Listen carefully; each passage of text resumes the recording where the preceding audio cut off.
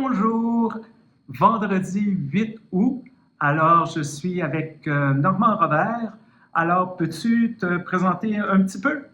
Mon nom est Normand Robert Bois, je suis président du Conseil régional Nagonaga et délégué à la conférence. Le 6 et le 7 août, il y a eu des rencontres préliminaires pour différents groupes. Tu as participé à ça. Pourquoi tu as voulu participer à ces événements-là? Pourquoi tu as dit oui? J'ai participé premièrement au groupe au rassemblement des personnes LGBTQIA et deux esprits. C'était important pour moi de venir jaser avec les personnes qui étaient rassemblées, surtout des personnes qui s'identifient de la communauté. Parce que dans le contexte mondial où les droits des personnes LGBTQ sont un petit peu mis sous tension, si on peut dire comme ça,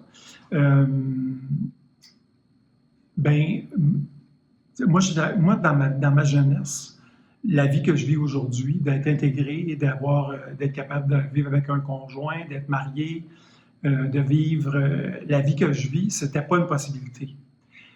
Avec les années, ça s'est amélioré, et puis il y a eu des lois, et puis il y a eu des églises qui ont été accueillantes. Mon église de l'enfance, elle n'était pas accueillante pour les personnes LGBTQ. Donc, c'était important pour moi de venir dire, regarde, c'est important qu'on soit à l'avant-garde, et puis conscient que les droits là, sont en danger, et puis que l'Église unie soit présente à l'avant-garde, puis une championne là, des droits des personnes LGBTQ trans, deux esprits. Et comment tu as trouvé ça, cette expérience-là, avec des gens d'un peu partout du Canada, plein de gens de l'Église? Comment ça a été pour toi? Écoute, c'est rafraîchissant, c'était le fun, mais aussi c'est inquiétant parce que tout le monde vit un peu les mêmes problèmes. Et puis, il n'y a rien d'acquis. Et puis, je pense que, en tout cas, ma génération, on n'a peut-être pas fait une bonne job de compter notre histoire puis nos combats pour arriver à l'égalité. En tout cas, on n'est pas arrivé à l'égalité, mais en tout cas, dans une certaine façon, on est arrivé d'être capable de vivre une vie normale à côté de tous les gens qui s'identifient autrement que LGBTQ. Et puis, c'est ça. Je trouve que ça a été rafraîchissant, inquiétant.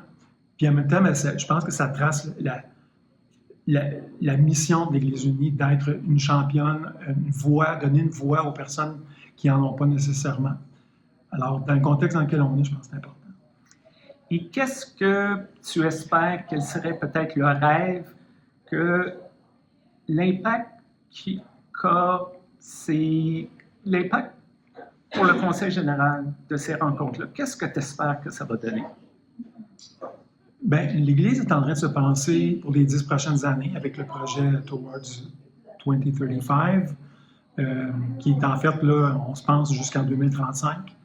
Et puis, je pense que ça donne un message au Conseil général qui va avoir un nouveau modérateur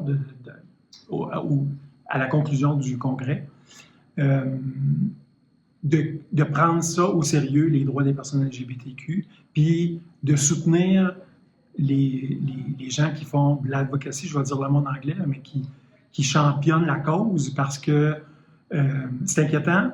Donc, on travaille beaucoup, puis en même temps, là, on devient fatigué, puis on se demande, est-ce que nos efforts sont en vain ou si ça va donner quelque chose? Puis je pense qu'avec un conseil général, puis une église qui nous back, qui nous donne des renforts, du support, ne serait-ce que dire « bon job », je pense que c'est important. Ça va donner ce message-là, je pense. Merci beaucoup, Normand Robert, de nous avoir partagé ça. On continue les vidéos pour une nouvelle journée. Le Conseil général continue. Donc, restez à l'écoute et on se reparle très bientôt. Au revoir. Bye.